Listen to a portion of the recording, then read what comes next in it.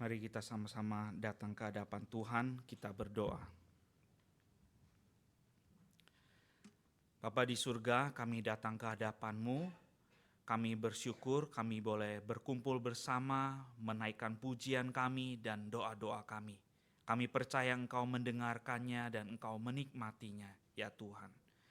Saatnya kini kami mau mendengarkan perenungan firman Tuhan, kiranya firman-Mu yang setelah selama ini dengan setia hadir dalam kehidupan kami, sekali lagi malam ini berbicara kepada setiap kami secara pribadi, dan Roh-Mu yang kudus menuntun kami untuk boleh memahami kebenaran firman-Mu. Urapi hamba-Mu ini, urapi kami semua yang mendengarkan, biar kami boleh berjumpa dengan Engkau melalui firman-Mu. Terima kasih Bapa. Dalam nama Yesus Tuhan dan Juru Selamat kami berdoa. Amin. Baik Bapak Ibu Saudara sekalian, mari kita sama-sama membaca satu bagian firman Tuhan yang diambil dari Pengkhotbah pasal yang keempat, ayat yang ke-9 sampai ayat yang ke-12.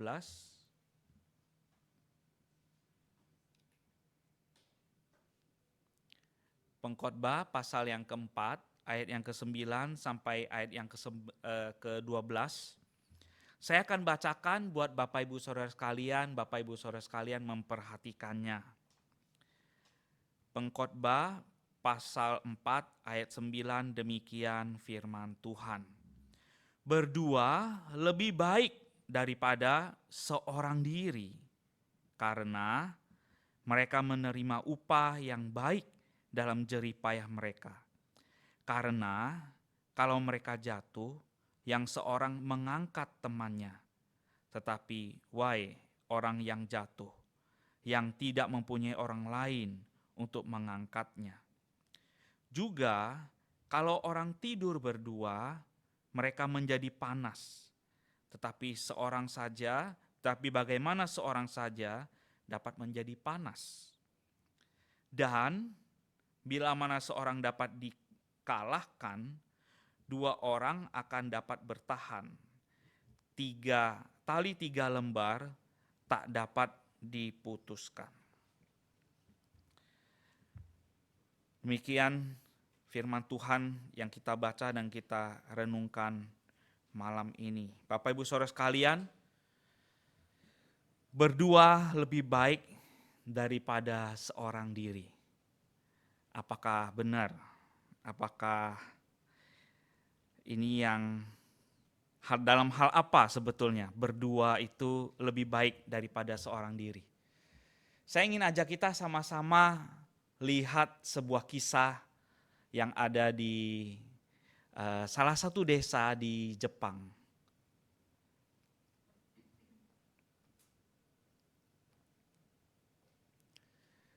Desa ini namanya Desa Nagoro.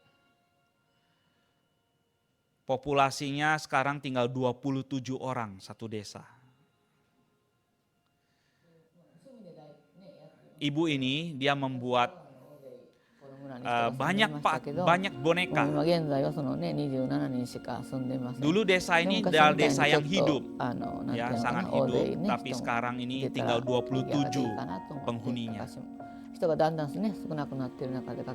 Supaya desa ini kelihatan ramai, dia membuat banyak boneka-boneka. Dia tahu dengan membuat boneka ini desanya akan dikunjungi oleh banyak orang. Dia mulai kerja ini di tahun 2003. Jadi udah 20 tahun ya. Boneka-boneka ini dia jahit sendiri, lalu dia buat diisi dengan koran.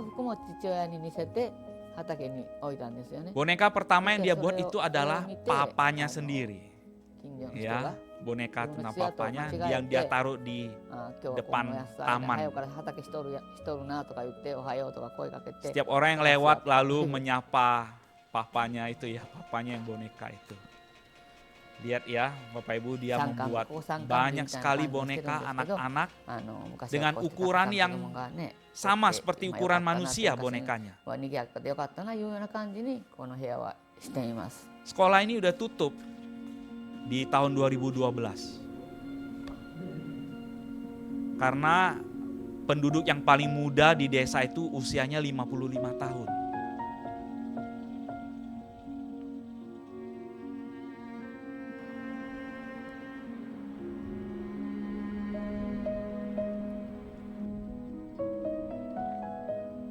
Ini jadi masalah yang terjadi di Jepang ya. 先が暗い考えどういうふうになってるかもとかそんなあんまり今は考えなくって今を楽しくやっていけたらいいかなと思うんで、もう先がどうなって暗いのは考えたくないんで。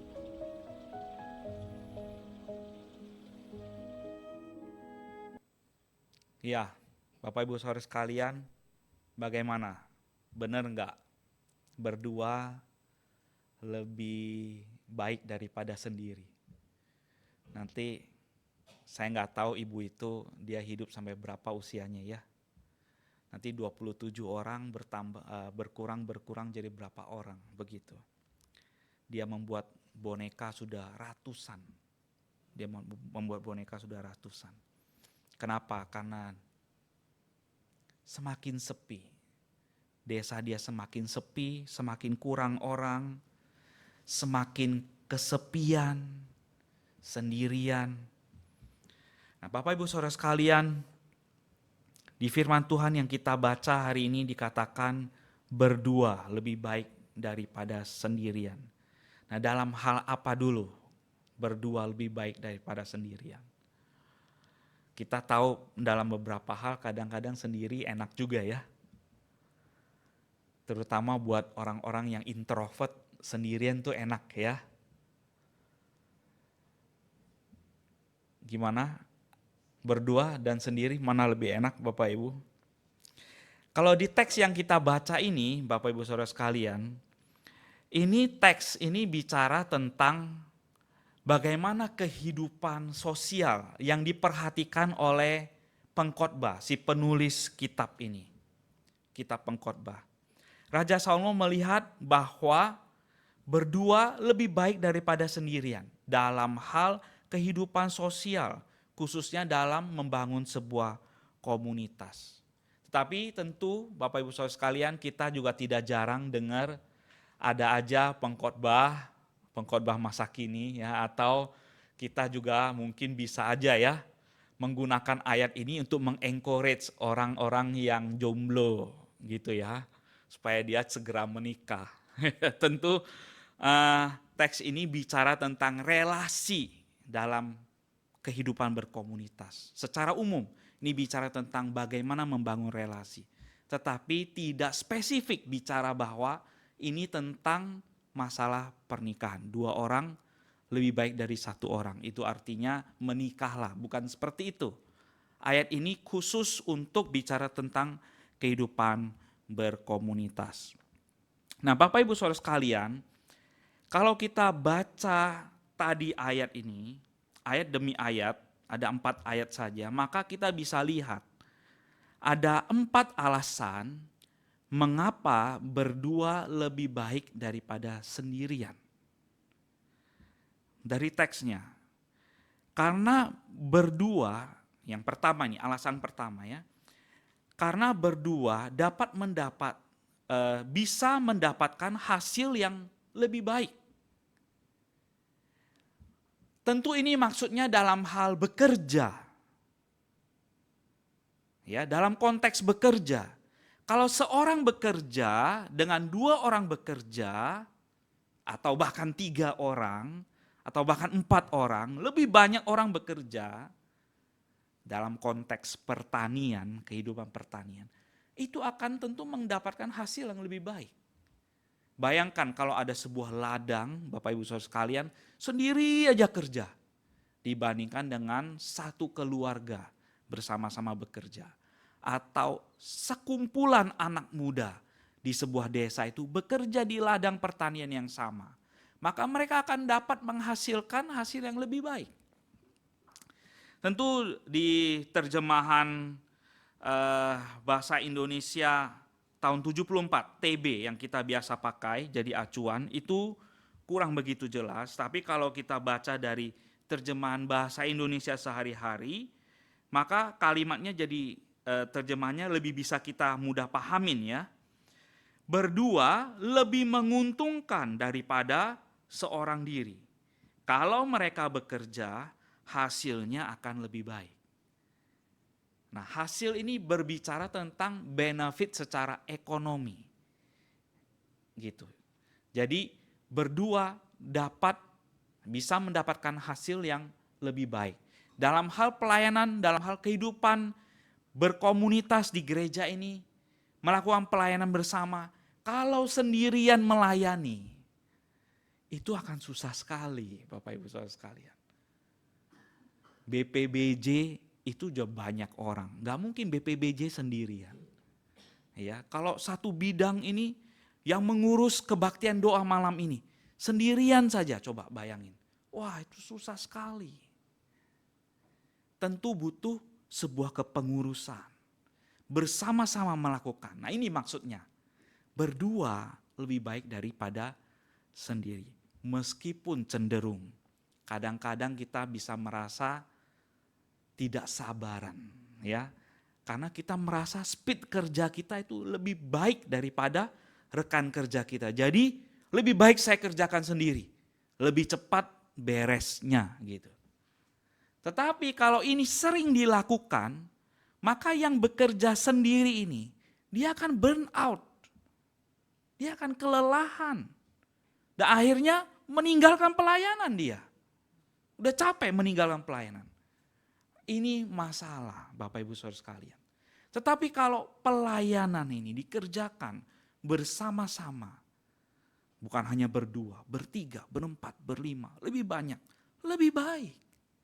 Sama-sama menanggung beban dan hasilnya akan lebih baik. Berdua bisa dapat hasil yang lebih baik. Itu alasan pertama. Mengapa berdua lebih baik daripada sendirian. Dalam perjalanan rohani juga sama. Setiap kita datang ke gereja ini, sebetulnya setiap kita ini sedang melakukan sebuah perjalanan rohani. Di dalam menjadi seorang Kristen, kita sebetulnya sedang ada dalam sebuah perjalanan rohani menuju kepada keserupaan dengan Kristus. Nah di dalam perjalanan rohani ini, Bapak Ibu Saudara sekalian, kalau kita jalan sendiri, wah itu susah sekali. Ya, suka duka ditanggung sendiri. Ya kalau suka sih nggak begitu banyak masalah ya. Tetapi kalau sering suka sendiri itu juga heran juga. Sendiri duduk ketawa-ketawa ini juga bisa dianggap ada masalah ini orang ya. Kalau suka ya berbagi suka gitu kan ya. Kalau duka wah nggak tahan sendirian. Perlu ada yang diajak ngomong. Nah itu Bapak Ibu Saudara sekalian di dalam perjalanan rohani mengikuti Yesus. Berdua lebih baik daripada sendiri. Untuk itulah Bapak Ibu Saudara sekalian, bagus sekali gereja kita sedang menghidupi komunitas. Dalam setiap tahapan usia, kelompok usia di dalam gereja kita ini, kita sedang menghidupkan komunitas. Nah kalau perjalanan rohani yang lebih intensional, Bapak Ibu Saudara sekalian kita bisa bergabung di dalam kelompok kecil yang namanya Christ Cell. Di kelompok Christ Cell inilah kita bisa bertumbuh bersama menjadi pengikut Yesus. Nah Bapak Ibu Saudara sekalian, alasan kedua, mengapa berdua lebih baik daripada sendirian? Karena berdua dapat saling tolong menolong pada saat membutuhkan, pada saat kita membutuhkan. Jadi ini adalah pengalaman ya pengkhotbah. Kalau kita lihat para musafir waktu itu ya, mereka yang berjalan bisnis di zamannya pengkhotbah ya, di zamannya Raja Salomo. Orang yang berbisnis dari satu kota ke kota yang lain, mereka kalau pergi melakukan perjalanan dagang, bisa mereka melalui gurun. Dan di gurun itu kadang-kadang itu ada lubang, Bapak Ibu Saudara sekalian. Ada lubang, ada sumur kering. Nah kalau dia berjalan sendiri, dia masuk ke lubang sumur kering itu bagaimana? Nggak bisa, nggak ada yang tolong dia. Nah that's why, mengapa si pengkhotbah menulis syair pengkhotbah ini dengan seperti ini. Ya, kalau mereka jatuh, yang seorang mengangkat temannya. Kalau jatuh ke dalam lubang, lubangnya dalam, siapa yang bisa bantu kalau bukan orang yang dari atas? Nah, butuh teman yang mengangkatnya, bukan? Kondisi geografis di Timur Tengah itu memang seperti itu. Kita tahu ya, si Yusuf juga kan dibuang sama saudara-saudaranya ke dalam sumur kering kan. Nah, jadi memang keadaan seperti itu. Jadi kalau di dalam perjalanan rohani juga, Bapak Ibu Saudara sekalian, kalau ada di antara kita dalam satu komunitas atau satu kelompok, dia jatuh ke dalam lubang pencobaan. Bagaimana Bapak Ibu Saudara sekalian? Kalau dia jalan sendiri, dia akan kesulitan sekali. Bagaimana dia bisa naik dari lubang pencobaan itu? Tentu dia butuh teman. Teman yang mau menolong dia.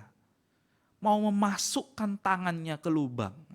Meskipun enggak masuk tenggelam ikut dia masuk ke dalam pencobaan itu. Tetapi dia mau masuk untuk meraih dia untuk naik ke atas. Nah, Bapak Ibu Saudara sekalian, berdua lebih baik daripada sendirian. Karena apa? Kalau ada yang sedang jatuh, kalau ada saudara yang sedang jatuh, yang lain bisa mengangkatnya. Pada waktu yang dibutuhkan dia bisa mendapatkan pertolongan. Berdua lebih baik daripada sendirian. Karena apa? Ini alasan ketiga. Karena berdua dapat saling menguatkan. Ada emotional comfort satu dengan yang lain. Nah, Bapak Ibu Saudara sekalian, ayat yang ketiga apalagi kalau dihubungkan dengan bicara tentang encourage untuk pernikahan. Wah, ini bicara tentang orang tidur berdua, ini bukan tentang relasi intim dalam pernikahan, bukan. Sekali lagi, mereka kalau yang lagi travel, ada bisnis travel di Timur Tengah, biasanya mereka tidur itu di tenda atau di goa-goa. Nah, kalau sendirian itu akan cenderung dingin karena suhu udara di padang gurun itu malam itu ekstrim dingin, siang itu ekstrim panas. Begitu kan ya. Jadi kalau perjalanan jauh butuh menginap, malam itu kadang-kadang yang berjalan sendirian, mereka itu akan tidur berdekatan dengan keledai mereka atau unta mereka. Karena bagaimanapun juga sesama makhluk hidup itu ada hawa panasnya gitu loh. Jadi itu akan mengurangi rasa dingin. Nah, Bapak Ibu Saudara sekalian, di sini kalau berdua sebagai seorang sahabat itu biasa di dalam perjalanan itu tidur bersama. Saya ingat waktu saya pelayanan di PPMT Sumba, ya teman tidur saya itu ya Pak Kusnan ya Pak Ceyung. Ya bertiga ya. Kami sering bertiga satu kamar. Ya semakin tidur bersama semakin akrab Bapak Ibu Saudara sekalian ya. Ya semakin akrab bukan saja tubuh hangat tetapi relasi kami juga lebih akrab lagi begitu. Nah, Bapak Ibu Saudara sekalian, sebagai sahabat rohani kita bisa sama-sama saling memberikan kekuatan kalau ada relasi yang dekat. Ya. Nah, ini juga bisa memberikan emotional comfort pada saat seseorang sedang mengalami persoalan. Ya, bukan hanya tubuh aja hangat, tetapi perasaan, jiwanya juga bisa dihangatkan oleh sahabat rohani yang dekat, yang intim, yang bisa bicara terbuka apa adanya, yang bisa saling memahami satu dengan yang lain. Nah, Bapak Ibu Saudara sekalian, berdua lebih baik daripada sendirian. Itu adalah alasan yang keempat, berdua dapat saling melindungi dari masalah. Sekali lagi, kalau mereka yang sedang melakukan perjalanan bisnis. Seperti konteksnya pengkhotbah, penulis kitab pengkhotbah ini. Mereka yang sedang dalam perjalanan bisnis, kadang-kadang mereka bisa bertemu dengan perampok. Kalau sendirian saja membawa barang dagangannya, dia akan sangat mudah sekali dirampok. Dan tidak ada yang bisa melindungi dia. Kalaupun dia mengalami cedera, gak ada yang bisa melindungi. Nah, di sini kita bisa melihat bahwa kalau berdua, maka Bapak Ibu Saudara sekalian, ada seorang yang kena masalah. Ada seorang yang luka karena menghadapi kejahatan. Teman yang lain bisa menolong. Dan mereka bisa saling menyembuhkan satu dengan yang lain. Saling merawat satu dengan yang lain. Bapak Ibu Saudara sekalian, sama halnya di dalam perjalanan rohani. Kalau kita berjalan sendiri di dalam mengikuti Yesus, kita dalam perjalanan kehidupan kita sehari-hari, kita menghadapi banyak sekali masalah. Bahaya yang paling besar dalam hidup kita itu ada apa? Bahaya menghadapi dosa. Berkali-kali bukan kita jatuh dalam dosa. Dan akibat dari dosa itu nyata sekali. Kadang-kadang bukan hanya mengakibatkan akibat fisik, bahkan mengalami kepahitan dalam jiwa. Mengalami luka, hati yang terluka. Siapa yang akan mengobati? Siapa yang akan merawat? Sahabat rohaninya. Bapak Ibu Saudara sekalian, berdua lebih baik daripada sendirian. Pengkhotbah memberikan 4 alasan ini. Saya ingin memberikan tips kepada kita untuk bagaimana memulai sebuah persahabatan rohani di tengah-tengah kehidupan berkomunitas. Bapak Ibu Saudara sekalian, kita bisa membaca kemudian nanti di Lukas pasal yang 24 ayat 13 sampai 35. Ini bicara tentang 2 orang murid Yesus yang berjalan ke Emmaus. Ya, pada waktu itu mereka hatinya sedang sedih hati, mereka susah. Mereka meninggalkan Yerusalem menuju Emmaus karena mereka sedang berduka, ya, guru mereka mati. Ya, tapi mereka nggak menyangka dalam perjalanan ke Emmaus itu mereka berdua berjumpa dengan Yesus, berjalan bersama dengan Yesus, dan pada akhirnya mereka berdua sama-sama realize, sadar Yesus ada di dalam perjalanan hidup mereka. Nah, Bapak Ibu Saudara sekalian, kita lihat Paul J. Wedel, ya. Saya mengutip dari Paul J. Wedel. Every friendship is formed around shared good that identify the friendship and help the friends understand the life and purpose of the friendship.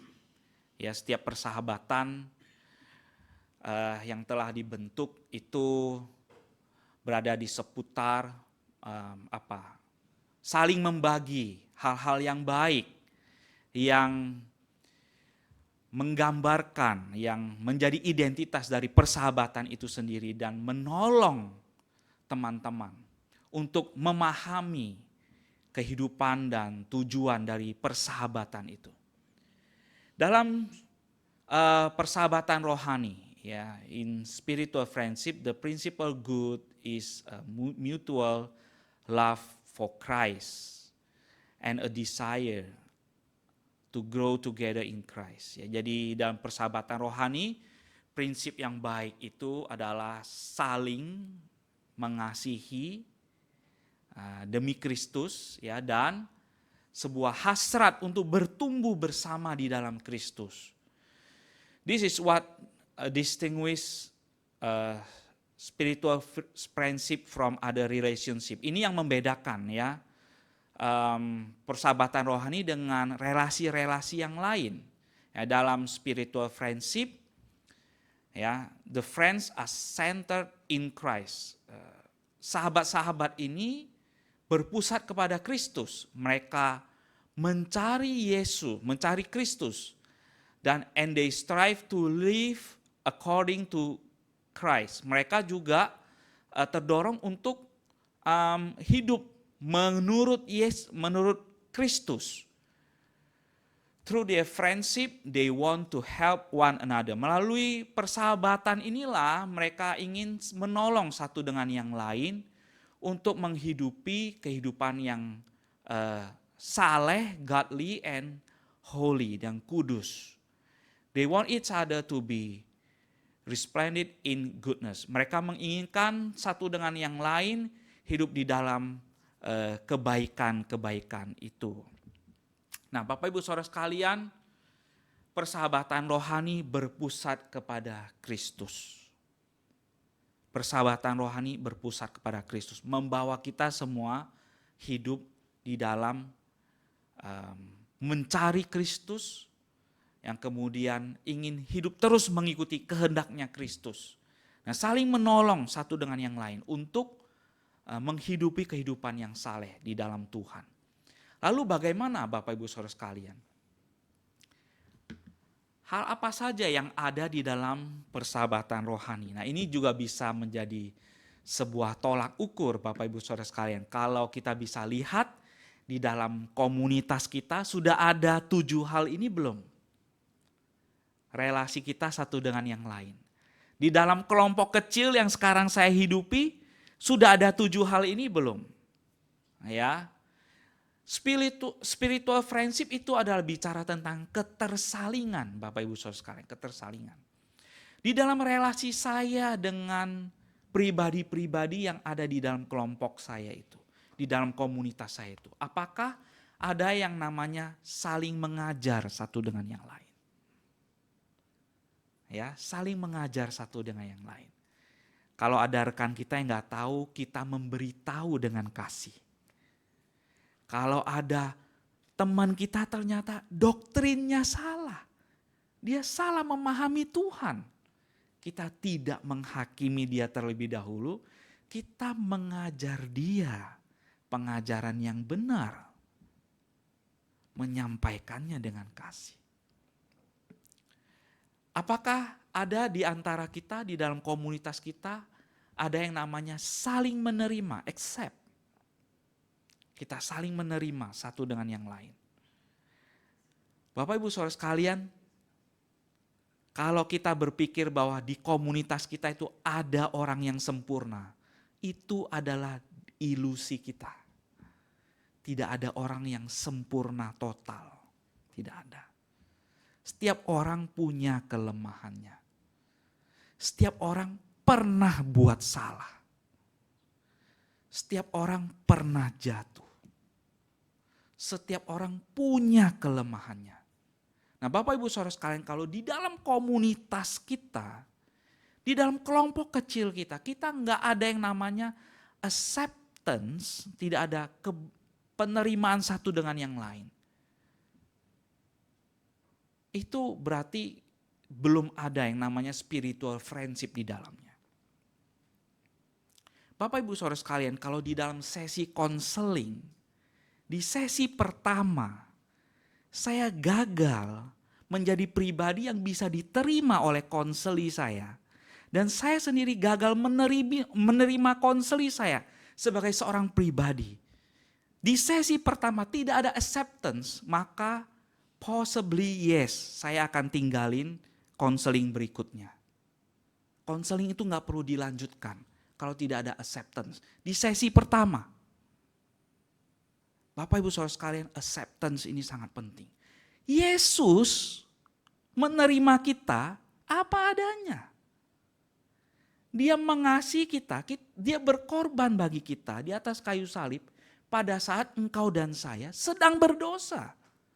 Bukan sebagai pribadi yang baik-baik saja, Bapak Ibu Saudara sekalian. Di dalam komunitas kita, kita perlu ada yang namanya acceptance. Kita perlu saling menerima satu dengan yang lain. Menerima kelemahan dan kebaikan. Kejatuhan dan kesalehan. kita terima, saling terima. Yang ketiga, adakah kasih? Kasih yang murni. Kasih yang murni adalah kasih yang berkorban, Bapak Ibu Saudara sekalian. Mengasihi bisa tanpa berkorban. Karena apa? Karena ada maunya. Ya, kalau saya mengasihi Julius karena saya ada maunya, ya, bisa juga saya baik-baikin si Julius, ya. Tapi ujung-ujungnya saya ada maunya. Saya minta Julius tolong saya apakah gitu, atau antar saya atau apa, atau menolong saya melakukan sesuatu, ya. Lalu saya mengasihi Julius. Ada tujuan, ada udang di balik batu. Itu juga bisa mengasihi, tapi itu mengasihi dengan tujuan yang salah. Mengasihi yang dimaksudkan di dalam Kristus itu adalah mengasihi seperti Kristus yang rela berkorban. Mungkin kita belum bisa berkorban sampai mengorbankan nyawa kita seperti Kristus mengorbankan nyawanya mengasihi kita. Tetapi kita bisa mengasihi dengan tulus karena Kristus sudah mengasihi kita terlebih dahulu. Apakah ada kesetiaan, ada loyal? Kesetiaan di dalam persahabatan, relasi persahabatan.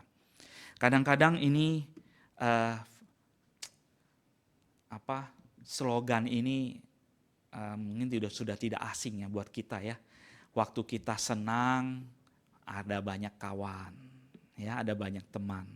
Tapi waktu kita susah, kita bisa lihat teman kita satu demi satu meninggalkan kita. Nah, Bapak Ibu Saudara sekalian, di dalam relasi spiritual friendship tidak ada hal seperti ini. Kita adalah pribadi-pribadi yang saling setia satu dengan yang lain.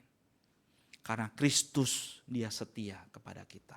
Ada admonish, ada saling menasehati satu dengan yang lain. Bukan hanya mau menasehati, tetapi membuka diri juga untuk menerima nasihat dari sesama saudara. Karena sekali lagi, hidup kita itu tidak sempurna. Lalu ada share, kita saling berbagi. Bisa berbagi materi, bisa berbagi perhatian, bisa berbagi cerita, pengalaman spiritual, bagaimana kita menang atas dosa. Pengalaman itu bisa kita bagikan di dalam komunitas kita, di dalam kelompok kecil kita. Dan juga kita bisa saling encourage satu dengan yang lain. Kita bisa saling menguatkan. Bapak Ibu Saudara sekalian, ketika ada salah satu orang yang sedang berduka di dalam kelompok kita atau di dalam komunitas kita. Berduka itu bukan cuma ditinggal mati atau ditinggal meninggal oleh anggota keluarga. Bukan, berduka itu bisa aja karena kehilangan pekerjaan dia berduka. Ya, ditinggal pacar juga berduka. Ya. Atau dia kehilangan sesuatu yang sangat berharga dalam hidupnya. Dia bisa berduka. Pada waktu seperti itu, setiap orang itu membutuhkan yang namanya penghiburan. Dikuatkan. Ayo semangat bro. Kalimat yang pendek itu diucapkan dengan dari dalam hati. Memberikan semangat. Wah, itu memberikan dorongan. Bapak Ibu Saudara sekalian, ini mudah diingat. Ya, talase. Ya, Bapak Ibu, 7 hal ini. Apakah sudah ada di dalam komunitas kita? Kalau belum ada, kita berdoa malam ini. Saya bisa berbagian di dalam nomor berapa? Ya. Wah, komunitas saya sekarang sedang kekurangan di nomor 5. Ya, ada yang enggak benar nih. Ada saudara yang lagi nge-lag ya. Ada lagi ngaco ya. Ya, kita bisa saling menasehati. Ya, brother. Kalau datang kebaktian doa, yuk kita datang mungkin 30 menit lah lebih awal misalnya gitu ya. Contohnya misalnya ya. Nah, itu kita bisa saling menasehati. Karena apa? Saya sama Julius friend ya. Betul ya. Nah, ini Bapak Ibu Saudara sekalian. Kalau memang kita bisa ada hal-hal seperti ini, di dalam komunitas kita, itu indah sekali Bapak Ibu Saudara sekalian. Nah, di ayat 12b, tali 3 lembar tak mudah diputuskan. Itu adalah kesimpulan yang diberikan oleh pengkhotbah. Bapak Ibu Saudara sekalian, untuk menutup bagian ini. Kesimpulannya ini kita semua tahu ya, tali tambang. Ya, Bapak Ibu ya. Tahu ya. Nah, di zaman Mesir kuno ya, sudah ada yang namanya tali tambang. Ya, karena mereka suka membangun ya, orang Mesir ya. Kalau narik batu yang besar itu butuh tali kan. Mereka itu sudah ahli sekali dalam membuat tali. Nah, talinya orang Mesir dari dulu udah kuat-kuat sekali. Nah, tali mereka itu ternyata terdiri dari tiga tali yang digabung menjadi satu. Ya, itulah tali tambang. Ya, kalau kita tahu 17 Agustus yang baru lewat juga ada tarik tambang ya. Saya nggak tahu di sini siapa yang ikut ya. Anak muda ya, anak muda ada tarik tambang ikut ya. Oh, juara ya. Iya. 17-an di kampung ya, di penjaringan.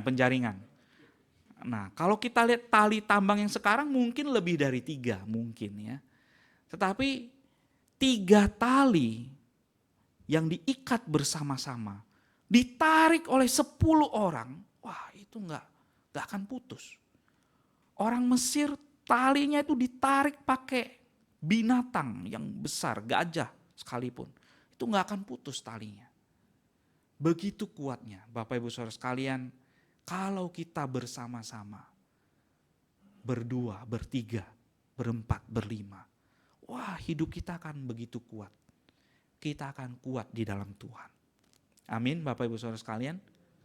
Mari kita sama-sama hidup bersama di dalam komunitas ini dengan Kristus menjadi dasar dari kehidupan kita. Mari kita berdoa. Terima kasih Bapa di surga buat kebenaran firman-Mu melalui pengkhotbah.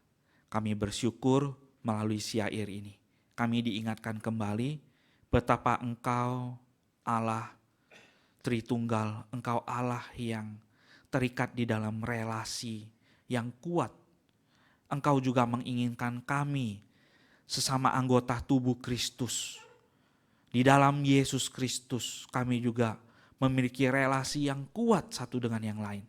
Saling mengikat satu dengan yang lain. Diikat oleh kasih Kristus. Dan Tuhan Engkau menolong kami.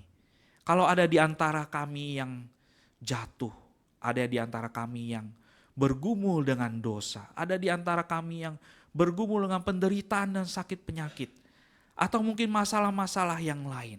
Ya Tuhan, kami percaya Engkau memakai komunitas ini untuk membuat kami saling dikuatkan satu dengan yang lain, saling menolong di dalam kasih.